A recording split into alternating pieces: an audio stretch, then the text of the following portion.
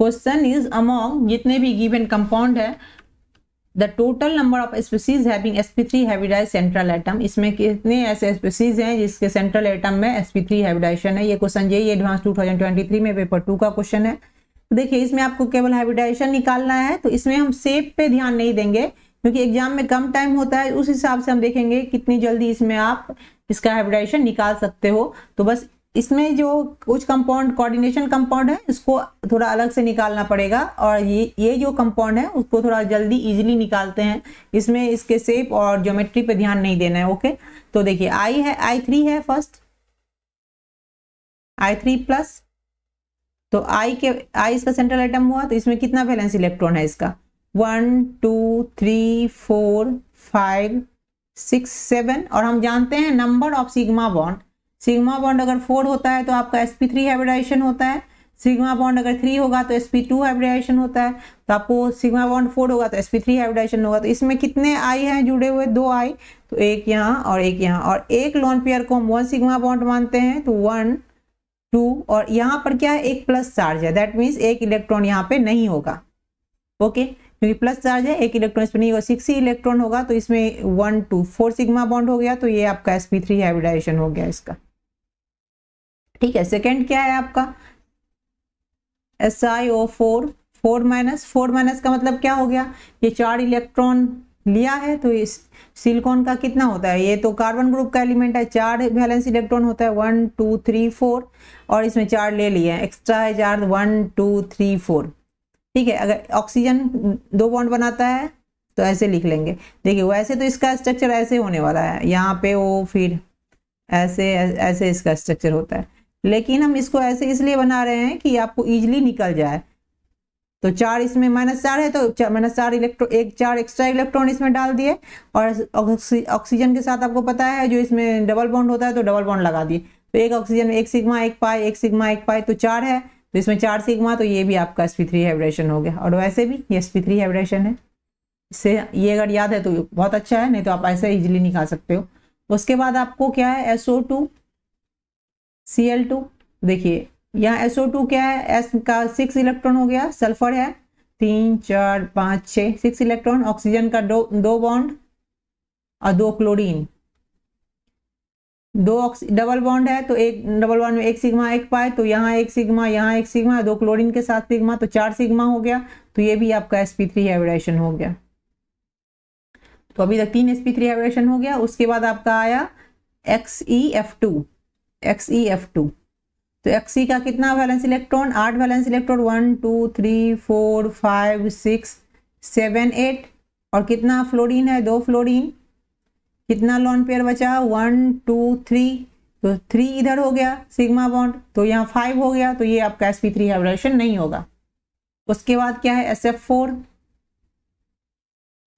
SF4 में sulphur का कितना 6 1 2 3 4 5 6 वैलेंस इलेक्ट्रॉन, और 4 फ्लोरीन 1 2 3 4, और ये 1 लोन पेयर, तो ये भी एक सिग्मा बॉन्ड हो गया, तो 5 हो गया, तो दैट मीन्स ये भी नहीं होगा, 5 हो गया, तो ये भी sp3 हाइब्रिडाइज नहीं होगा, ये sp3d होता है ना।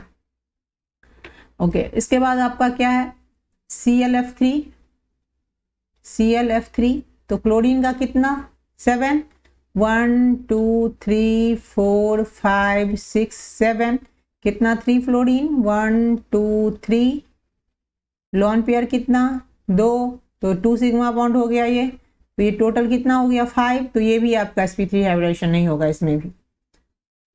उसके बाद ये कोऑर्डिनेशन कंपाउंड है, इसको थोड़ा अलग से बनाएंगे। इसके बाद ये बना लेते हैं पहले XeO2F2, तो Xe का कितना वैलेंस इलेक्ट्रॉन 8 1 2 3 4 5 6 7 8, ऑक्सीजन के साथ 2 ऑक्सीजन है, तो 2 डबल बॉन्ड, 1 फ्लोरीन F और एक आपका लॉन पेयर। ओके, तो 1 सिग्मा बॉन्ड यहाँ, 1 सिग्मा बॉन्ड यहाँ, 1 सिग्मा बॉन्ड यहाँ, 4 सिग्मा बॉन्ड, 1 लोन पेयर का, तो 5 सिग्मा बॉन्ड हो गया, तो ये भी आपका sp3 हाइब्रिडाइजेशन नहीं होगा इसमें।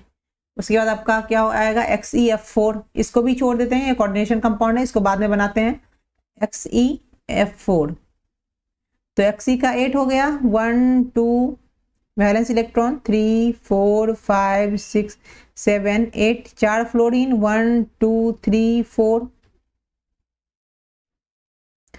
4 फ्लोरीन और 2 सिग्मा, ये 2 लॉन पेयर ऑफ इलेक्ट्रॉन। तो यहाँ 2 सिग्मा बॉन्ड हो गया और ये 4 सिग्मा बॉन्ड, तो 6 सिग्मा बॉन्ड हो गया। तो ये भी आपका sp3 हाइब्रिडेशन नहीं होगा इसमें भी। उसके बाद आपका क्या है, SO2Cl2, SO2Cl2।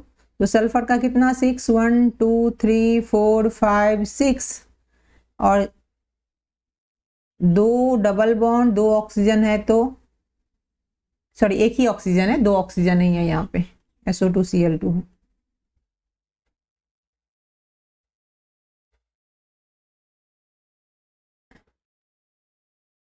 ये SOCl2 है। ओके, तो यहाँ एक Cl आ गया और एक यहाँ Cl आ गया और ये आपका आ गया सिग्मा बॉन्ड, एक लॉन पेयर ऑफ इलेक्ट्रॉन। तो डबल बॉन्ड में एक सिग्मा एक पाई, तो यहाँ से एक सिग्मा, 2 क्लोरीन का सिग्मा 3 और एक 4, तो ये आपका sp3 हाइब्रिडेशन होगा। टोटल नंबर ऑफ कितना हो गया, 1 2 3, अभी तक 4 हुआ है ना, 4 sp3 हाइब्रिडेशन। अब आप क्या करेंगे, इसका बनाएंगे NiCO4 का, NiCO4।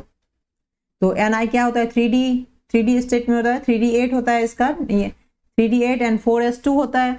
और इसमें कोई भी चार्ज नहीं है, कोई भी प्लस चार्ज नहीं है इस पे। तो या आप इसको लिख सकते हो लास्ट ऑर्बिटर का इलेक्ट्रॉनिक कन्फिगरेशन ऐसे 1 2 3 4, तो 8 है, 1 2 3 4 5, ये 3D8 है ना, और 6 7 8 और इस 4s में 2 इलेक्ट्रॉन और इधर 4p। ओके, तो ये जो CO है ये स्ट्रॉन्ग लिगेंड है, तो ये क्या करेगा, दोनों इलेक्ट्रॉन को यहाँ पेयर कर देगा।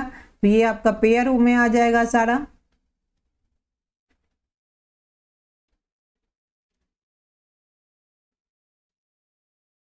ये दोनों इलेक्ट्रॉन इधर आ जाएंगे और ये आपके खाली हो जाएंगे, ये दोनों एम्प्टी। और इसमें जो है CO के चारों मॉलिक्यूल्स इसमें आ जाएंगे, एक इसमें, 2 इसमें, फिर ऐसे lone pair of electron donate करता है लिगेंड है ना मेटल को।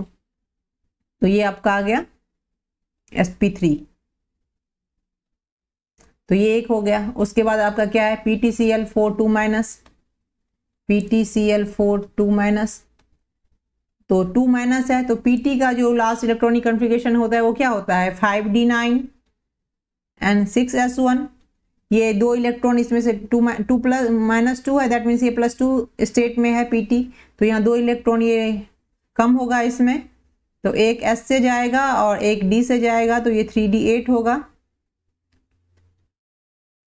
1 2 3 4 5 6 7 8 और इसमें तो है नहीं,